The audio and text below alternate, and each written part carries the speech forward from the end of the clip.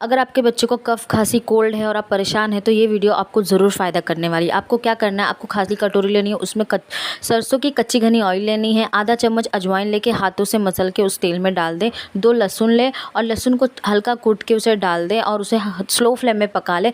जब तक लहसुन ब्राउन ना हो जाए उसे पकाएं। फिर जब वो ठंडा हो जाए, हल्का गुनगुना रहे, तो बच्चे के पैर के तलवे पे मालिश करें, छाती पे मालिश करें। उसके बाद हाथ पे तलवे पे मालिश करें।